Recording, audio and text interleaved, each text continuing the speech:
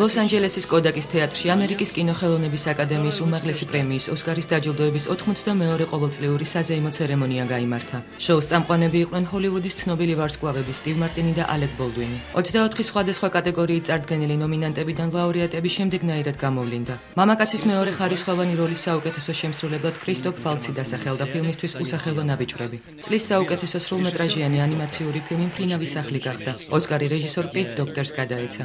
საუკეთესო სიმღერიდან თიბონ ბერნეტისა და რაიან ბინგემის „The Very Kind“ აღიარეს ფილმისთვის „შეშლილი გული“.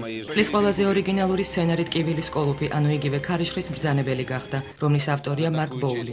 მოკლემეტრაჟიან ნამუშევრებში პრიზები შემდეგნაირად გადანაწილდა. მულტფილმისთვის „ლოგო რამა“ ნიკოლა შმერკინი დაჯილდოვდა. დოკუმენტური ფილმისთვის „მუსიკა პრუდენსიდან“ ოქროს ქანდაკება ელინორ ბარკეტმა და როჯერ როს უილიამსმა დაიმსახურეს. მოკლემეტრაჟიანი მხატვრული ფილმისთვის კი ოსკარი გადაეცა ტივი მაგნუსონსა და ჰოაკიმ ბეკს სურათში „ახალი მდგმურები“. საუკეთესო გრიმისთვის ვარსკვლავური გზის ვიზაჟისტები ბერნი ბერმანი, მინდი ჰოლი და ჯოელ ჰარლოუ დაჯილდოვდნენ. საუკეთესო ადაპტირებული სცენარის ნომინაციაში გაიმარჯვა სურათმა სახელწოდებით რჩეული. პრემია გადაეცა მის ავტორს ჯეფრი ფლეჩერს. ქალის მეორე ხარისხოვანი როლის საუკეთესო შემსრულებლად კი სწორედ რჩეულის ერთ-ერთი მთავარი გმირი მონიკი აღიარეს. მხატვრის საუკეთესო ნამუშევრისთვის ოსკარი დაიმსახურეს რიკ კარტერმა, რობერტ სტრომბერგმა და კიმ სენკლერმა ფილმისთვის „ავატარი“. კოსტიუმების საუკეთესო დიზაინისთვის კი ოქროს ქანდაკება ახალგაზრდა ვიქტორიას გარდერობის შემქმნელ სენდი პაუელს გადაეცა.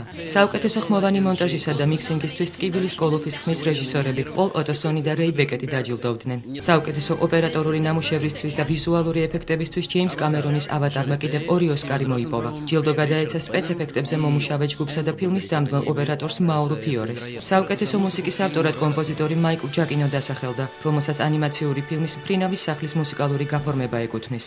საუკეთესო დოკუმენტური ნამუშევარი გახდა „ყურე“, რომლის ავტორები არიან ლუ საიჰოსი და ფიშერ სტივენსი. საუკეთესო უცხოენოვან ფილმად კი არგენტინული სურათი „მათი იდუმალებით მოცული თვალები“ აღიარეს. ტკივილის კოლოფმა კიდევ ერთი ოსკარი მიიღო შესანიშნავი მონტაჟისთვის. ჯილდო გადაეცა ბობ მურავსკისა და კრის აინის. მამაკაცის მთავარი როლის საუკეთესო შემსრულებლად როგორც მოსალოდნელი იყო ჯეფ ბრიჯესი დასახელდა ფილმისთვის „შეშლილი გული“.